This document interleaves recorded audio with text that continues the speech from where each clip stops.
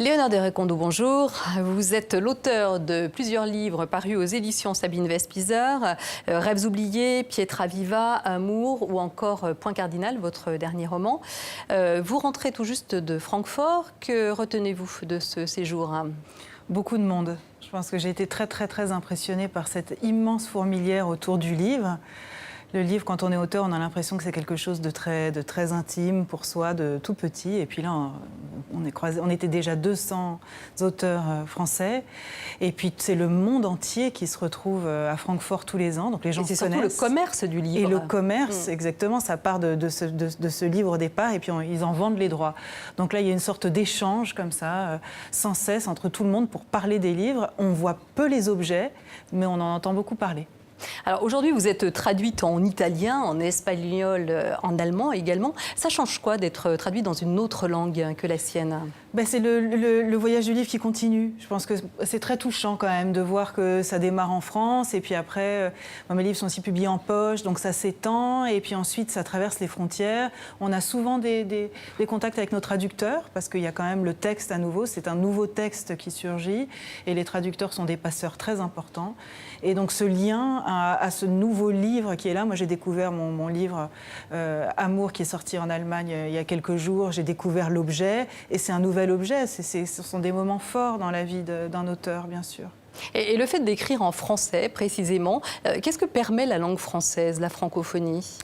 Alors la francophonie, moi ce que je trouve extraordinaire, et je l'ai vu aussi là à Francfort, c'est que c'est plus de 270 millions, je pense, de locuteurs. Donc en français, en France, on a l'impression que ça se passe là, mais ça se passe ailleurs. Et la langue française, elle voyage et elle grandit ailleurs, et elle revient vers nous, et on est riche de ces échanges. Je pense que vraiment, la langue qui voyage, on s'en aperçoit pas forcément. Mais là, quand je croise des auteurs haïtiens, des auteurs canadiens, mais aussi des auteurs suisses, on est tous autour de cette langue française et on la modèle et on la travaille différemment, mais aussi elle nous modèle et elle nous travaille. Alors Emmanuel Macron dit quand on parle de la francophonie, on parle d'une capacité à recevoir le langage et la présence de l'autre. Vous êtes d'accord avec ça ? Oui, moi ce que j'entends dans recevoir, c'est accueil.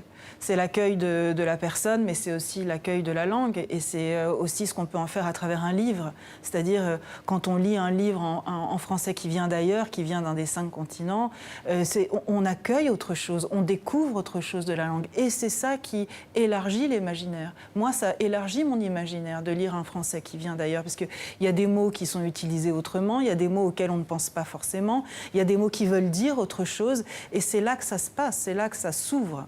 Donc recevoir, je reçois cette langue, mais je l'accueille aussi.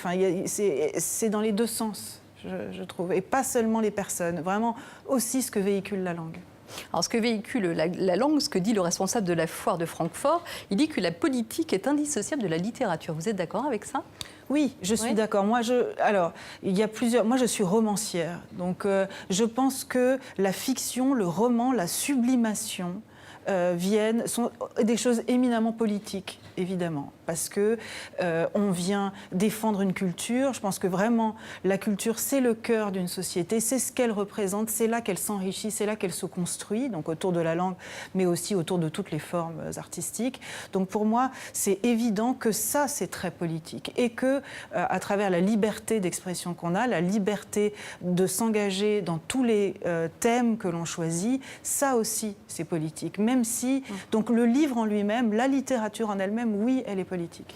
Oui, votre premier livre parle de l'exil familial au moment de la guerre d'Espagne, le second de l'œuvre de Michel-Ange, le troisième de l'amour, des amours un peu inattendus, et puis le quatrième, Point cardinal, qui parle d'un homme qui finalement souhaite être une femme. Donc ce sont des livres très engagés.